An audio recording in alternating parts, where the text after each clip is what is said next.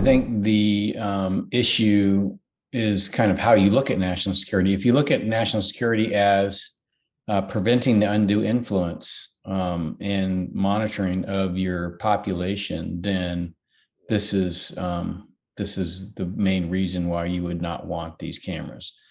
And that's really China's ultimate goal. The Chinese Communist Party's ultimate goal is to monitor, surveil, and collect data for the purpose of influencing population, social, political, and cultural and economic behavior. And that's the methodology through which they look at national security. We look at national security very much through, hey, our military forces, what are they doing? The government, what is it doing in terms of the executive branch in the United States? We don't look at it in terms of how our population is not coming under the undue influence of a foreign state. And so because of that, and it's really, this 21st century phenomenon of massive use of data for understanding and then characterizing and then using that information to influence that has really become an issue.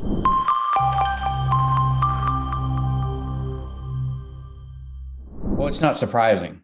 I think part of the challenge of moving manufacturing to China, which is essentially what the world has done, is that in nearly everything has components of or is entirely manufactured in China. So it's very difficult to source products that aren't manufactured in China. And, the federal government bears some culpability here because it's allowed this process to happen.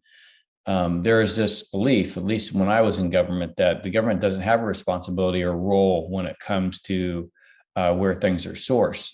But if you believe that your industrial base is an extension of your sovereignty and you essentially offshore that industrial base, then you really are putting yourself at the whim of wherever that's sourced. And so we didn't do that during the Cold War. We focused on the trading, the social, political, cultural connections between democracies and among democracies.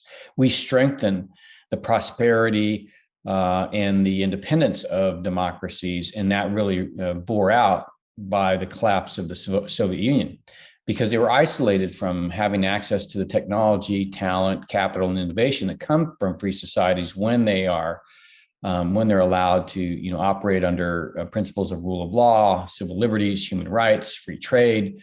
Those strong civil institutions that guarantee that there's equality under law, and that when they have access to capital, which is the key component of innovation, technology, talent, and capital, then you have productivity increases, you have more capital formation, and it really becomes a virtuous cycle.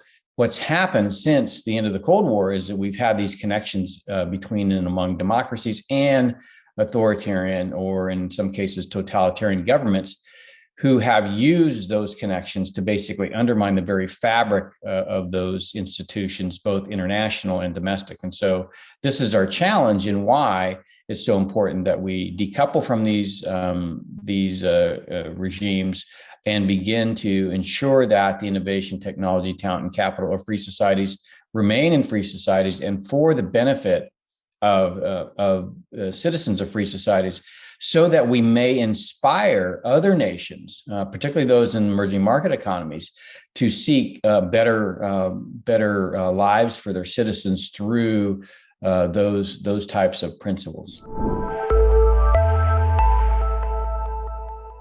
It is as simple as that, but the application of it actually requires that the government use authorities that has been granted by view of the fact that it is a concern of national security. So Defense Production Act, Title III, these are tools primarily in the secretariats of the military services to enforce onshoring of manufacturing. Now, it was little used, almost not used at all. Of course, it was somewhat used in the wake of the coronavirus pandemic, but it's not been used as a tool to basically force a reshoring of manufacturing. The other thing that a government can do, being a very large purchaser of goods for the country, is to ensure that those goods are purchased. The goods that are purchased are manufactured in the United States.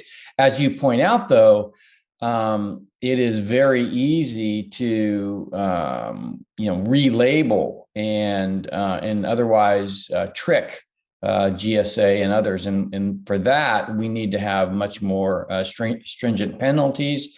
And of course, we need, it's a combination of what the government buys and using the Defense Production Act and Title III to basically provide incentives for companies to reshore. And then finally, these tariffs on China should be made permanent, and they should be made permanent against any society that either has and exhibits human rights violations, doesn't have an active rule of law, or otherwise seeks to undermine the free trade system.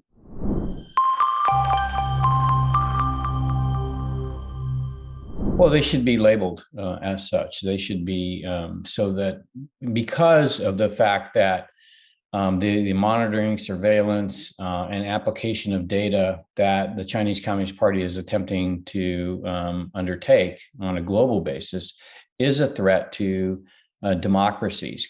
It is not just some notional idea. It is professed by Xi Jinping himself in internal speeches to the Chinese Communist Party. Their goal is to become, as Kai-Fu Lee says it, the Saudi Arabia of data. And that is for the purpose of, ensuring that the Chinese Communist Party narrative is paramount everywhere. So, there's one way to ensure that populations abide by the diktat of a government, and that is to basically invade and then physically subjugate a population. What's happened since the explosion of the mobile device and the ability to use the device and the sensors on that device to track and monitor people, and then use that information to thereby influence them through algorithms and applications. That capability really enables this widespread global ability to influence at the individual level, which is extremely problematic. Now, we believed that this was going to be an ultimately democratizing feature of the global internet. What the Chinese Communist Party realizes is when you have a system built on a foundation of open data, which is what we have today, and the very lax use of encryption, then you have a system that's ripe for those that have the ability to collect a lot of data to really turn that into power. So the aggregation of data really becomes the aggregation of power. Now, it started with the tech companies, but the Chinese Communist Party and other authoritarian regimes realized the importance of restricting access to their population for the purpose of collecting this data. This is why Facebook and Google and other and Twitter and other tech companies aren't allowed to operate in China. But then they realized that they also needed to grow their own. So Baidu, Alibaba, and Tencent are Chinese equivalents, but it's not sufficient there. They wanted the access to the platforms. Unfortunately, Android and iOS have such a dominance in the mobile device category that they couldn't break in. Even Huawei, who's acknowledged as one of the top, if not the top, vertically integrated IT company in the world, couldn't do that. And so, what they're attempting to do here is dominate 5G, which is a big component of the cameras that you discussed, having the ability to connect 1 million devices per square mile as opposed to 10,000 devices per square mile enables the widespread deployment of these types of technologies. And then you can harvest that data and then begin to use it in a different format. I experienced this in China when I was a defense attaché.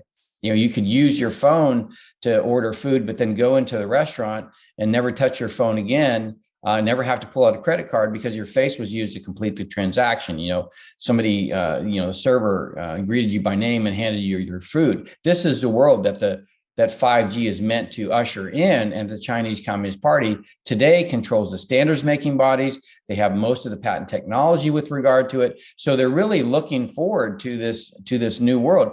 And it's not just about Huawei. It's really about the data that's carried in these systems. Ericsson, Nokia have enormous business opportunities, and they're working with the Chinese to deploy these types of technology. So it's throughout the industry that really is a problem. And because these industries realize that they have to make products that are that can be easily used from country to country. Nobody wants to make a product that only works in one country. And so the standardization of technologies is what China has been able to basically hijack the Chinese Communist Party by ensuring that they dominate the leadership of the committees within 3GPP, which is the industry standard making body for telecommunications.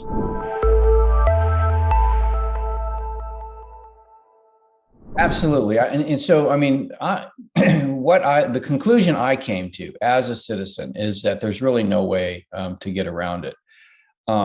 There's nothing preventing Baidu or Alibaba from placing cameras around every major city in every free society around the world.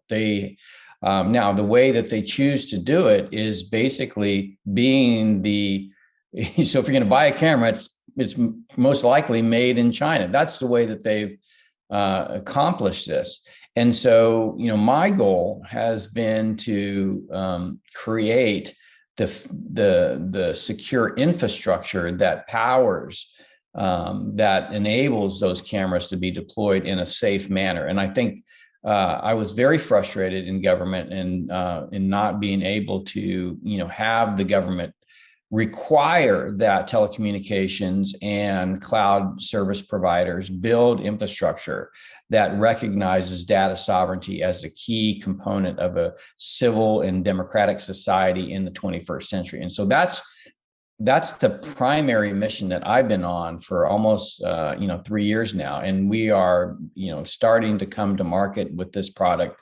It is meant to it is meant to basically be the fabric underneath which you attach these cameras. And when you do it this way, my feeling is that you can encrypt the data and you can lock it down, even if you have problems. But until the infrastructure is such that it is, we ensure that data is owned by the individuals themselves and not by companies or governments.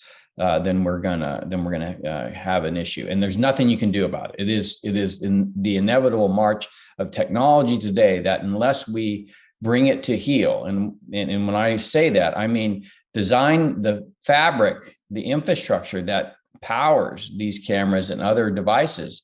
Unless we design our principles of democracy and civil rights and human rights and civil liberties and rule of law and freedom, free trade, if we don't design those into the technologies, and that's really about data sovereignty and security and privacy and encryption, then we are marching on this inevitable path to global authoritarianism.